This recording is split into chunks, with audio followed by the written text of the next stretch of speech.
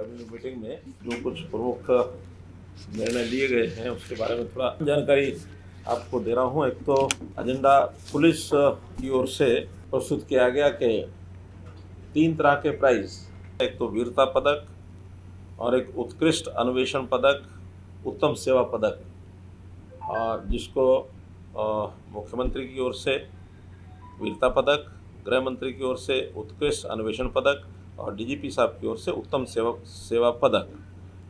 ये सब पदक 1 से 10 संख्या इनकी रहेगी।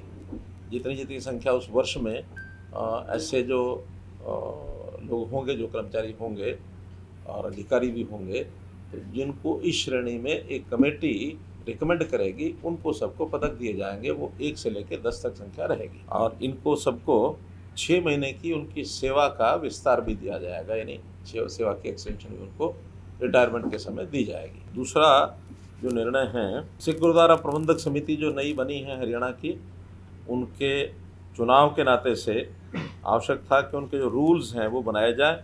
तो आज जो रूल्स, उनके नियम हैं, उनको पास कर दिया है, उनको अधिनियमित किया गया है और उसके होने से अब उनकी जो वार्डबंदी है, हालांकि वो प्रोसेस में है, लेकिन वो फाइनल करने से पहले रूल चाहिए। तो वार्डबंदी फाइनल होगी, बाद में वोटर्स बनेंगे, वोटर के बाद उनका इलेक्शन होगा।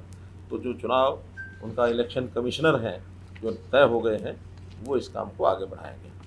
हरियाणा उद्यम रोजगार नीति 2020 के तहत अधिसूचित माल ढुलाई सहायता योजना में हमने उनको 25 लाख रुपए तक की माल ढुलाई की सब्सिडी, ये भी खास करके जो निर्यात करते हैं, जो आज के बाद जितने उनके कॉन्ट्रैक्ट होंगे उस पर ये उनको मिलेगी। पब्लिक हेल्थ जो डिपार्टमेंट है हमारा, अभी तक वो जो बिल इकट्ठे करते हैं, उन्होंने कोई अपनी एजेंसी तो ऐसी नहीं लगाई हुई। अभी उन्होंने अपने बिल को इकट्ठा करने के लिए खास करके रूरल एरिया में, जैसे पानी का बिल है अथवा कोई कनेक्शन सीवरेज का बिल है, जो भी चार्जेस ग्रामीण क्षेत्र के अंदर उनके रहेंगे, उसको इकट्ठा करने के लिए जो हमारे सेल्फ हेल्प ग्रुप्स हैं, इन सेल्फ हेल्प ग्रुप्स को एक प्रकार से काम उनसे लेकर के जो निश्चित उनकी राशि लेकर उनको दी जाएगी, 50 रुपये से लेकर 100 रुपये तक उनको हर बिल का ये उनको पैसा रियम्बर्स किया जाएगा। तो ये काम उनको दिया गया है। हमारी जो पेंशन है, खास करके बहनें जो विधवा हो गई, विधवा पेंशन, इसमें 2 बदलाव किए हैं। ओल्ड एज पेंशन में पहले हो चुका है, लेकिन इसमें नहीं हुआ था। एक तो उनकी अपनी इनकम, जैसे 2 लाख से 3 लाख हमने वृद्धावस्था पेंशन में उसकी लिमिट की थी कि पहले 2 लाख थी, वो 3 लाख तक भी उनको मिलेगी। ऐसे ही इनके लिए भी अब ये 2 लाख से बढ़ा करके 3 लाख कर दी गई है। और दूसरा एक निर्णय है कि पहले विधवा पेंशन जो मिलती थी उसको आखिर तक विधवा ही नाम कहते थे, विधवा पेंशन ही कहते थे। अब 60 साल की आयु तक तो उसका नाम विधवा पेंशन ही रहेगा। जैसे वो 60 से ऊपर हो जाएंगी, ऑटोमेटिकली उनका नाम ओल्ड एज पेंशन में चला जाएगा। अब उनका पेंशन वही है, बाकी सब चीज़ें वही है, केवल नॉमेनक्लेचर में बदल हो जाएगा। संख्या में कुछ ओल्ड एज पेंशन की संख्या बढ़ जाएगी और जो विधवा पेंशन उसकी संख्या भी कम हो जाएगी। उनका ऑटोमेटिक ट्रांसफ़र होने का ये विषय है।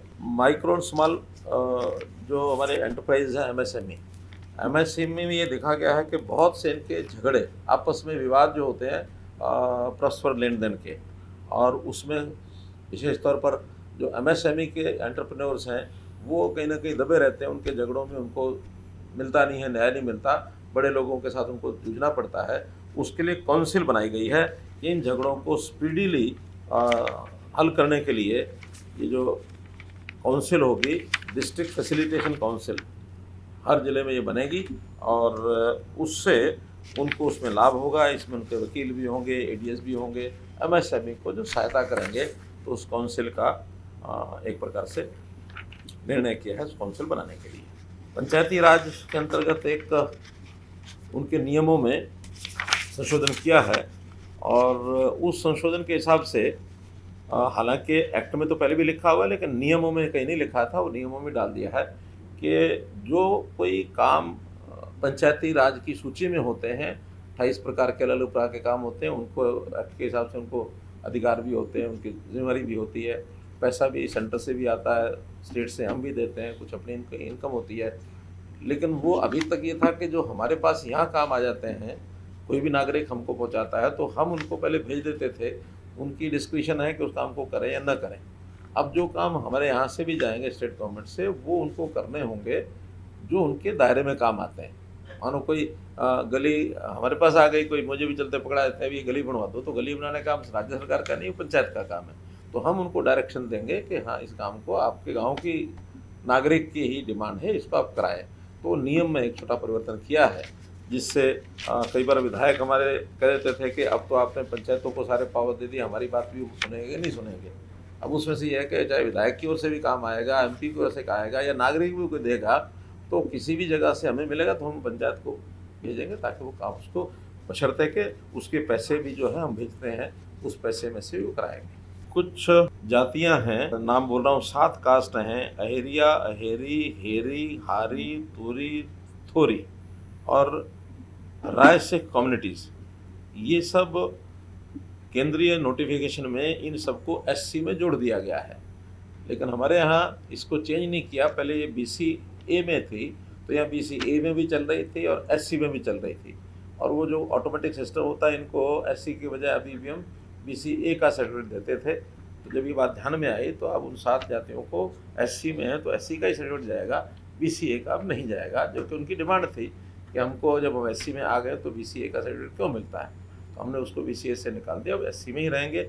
और इसी तरह जो बैकवर्ड क्लासेस A की जो लिस्ट है, उसमें एक जाति लिखी है जोगी और एक लिखी है जंगम जोगी।